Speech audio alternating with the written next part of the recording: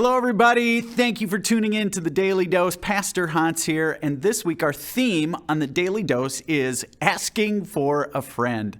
We are talking about those hard questions of faith, those questions that maybe we don't even want to voice, and so we say, hey, I'm asking this question for a friend. And today our question is this: why do bad things happen to really good people? Let me say that again. Why do bad things happen to really good people? And to help answer that question, I've brought my little puppet here. My little puppet. Now, this guy's kind of cute, but here's what you and I know. In our lives, the things that happen to us that have us asking, why do bad things happen to good people? Well, those things are anything but cute. I mean, you know what it's like when bad things happen. When you get that cancer diagnosis, when you get that notice that you've lost your job, when your kids struggle, when your grown kids struggle, or how about this, when depression strikes, and some of you know what it's like to maybe not be able to have kids. And it's in those moments where we turn to God, we go, why, God? I mean, is it something I did?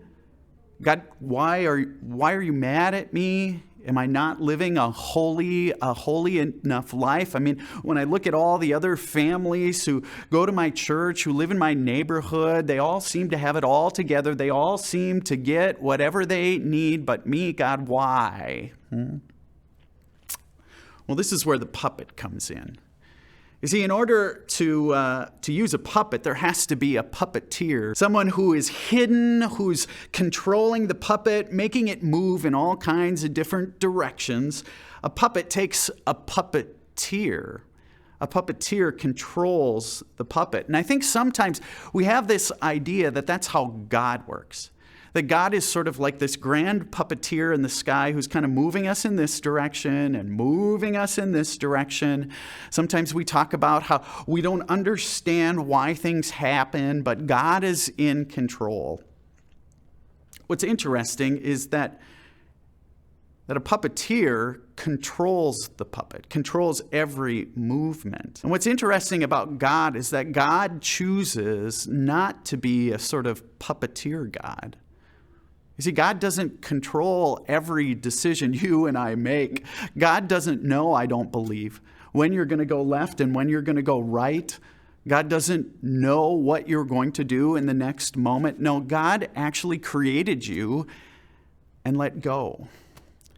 God said, I love you so much, I'm going to let go of control. You see, it's sort of like raising kids. At some point, you raise your kids to be adults. And if you really, really love them, you let go. You let them go, and at times they make mistakes. And I think that's how God is. God isn't a puppeteer God who controls your every move. No, God lets go. And here's the thing. When God lets go, you know what happens. Sometimes we make mistakes. When God lets go of creation and lets it sort of run its course, things happen. And it's in those moments, I think, we look at God and we go, why? Why did you let this happen? Why did you do this to me? When in fact, God created this world. And God let go and let us make choices. And sometimes those choices have consequences, hard consequences. You see, it's interesting. God chose, rather than control, God chose freedom. And with freedom comes consequences. You see, God didn't choose to be an overbearing parent. No, God chose a different means to let go. One of the most famous passages of all time is John 3:16.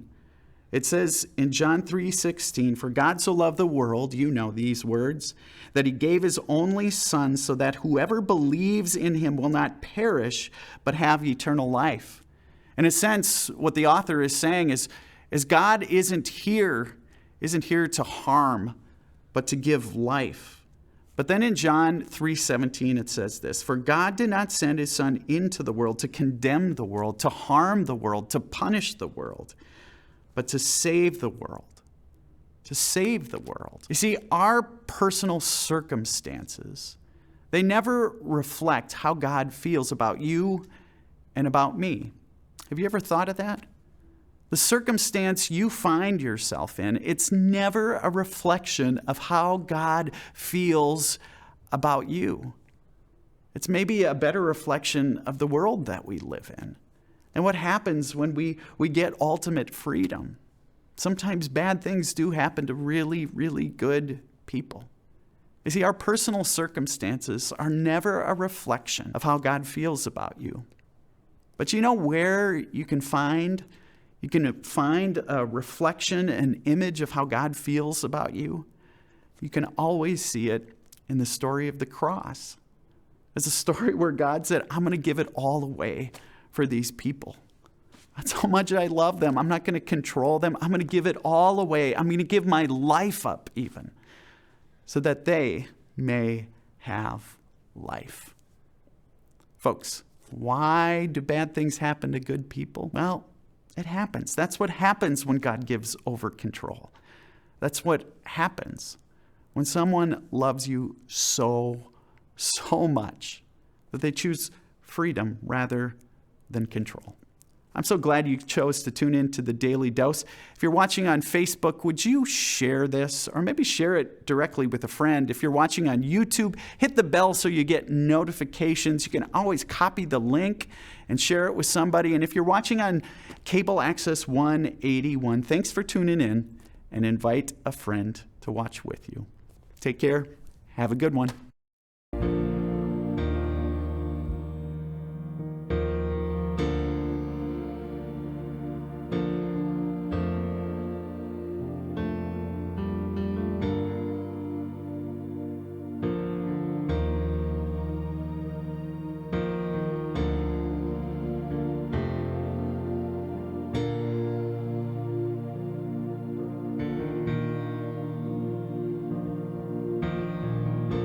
Lord bless you and keep